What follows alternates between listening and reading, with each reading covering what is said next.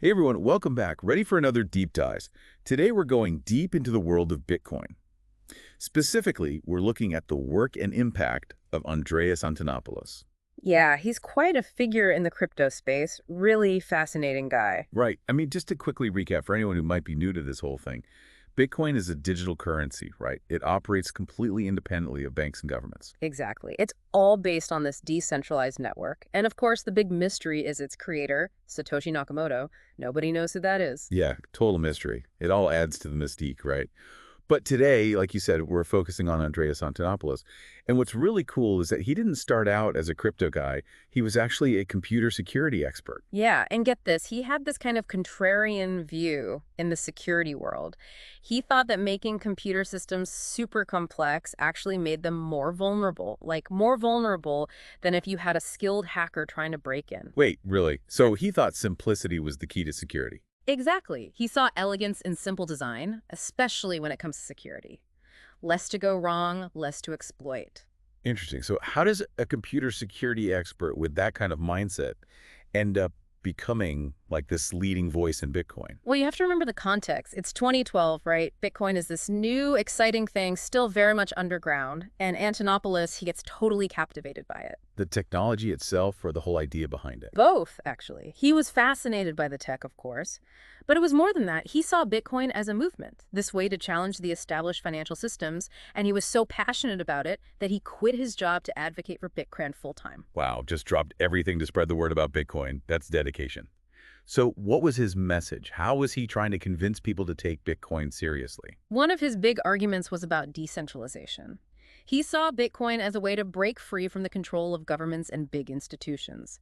You have to remember, this is not long after the 2008 financial crisis. So a lot of people were really disillusioned with the traditional financial systems. Makes sense. People were looking for alternative. Exactly.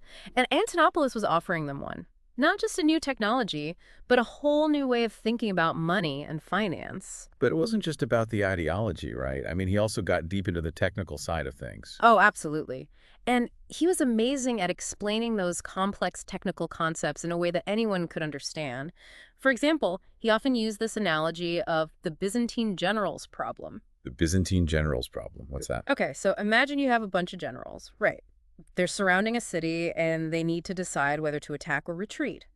But they can only communicate through messengers, and some of the generals might be traitors trying to sabotage the whole thing. Sounds tricky. Right. So the challenge is, how do the loyal generals reach an agreement, even if some of the messages they're getting are unreliable?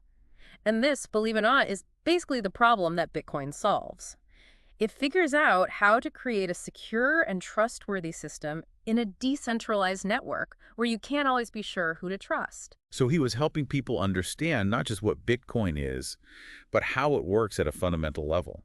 That's pretty cool. Yeah, he was a great teacher. And he didn't just talk about Bitcoin.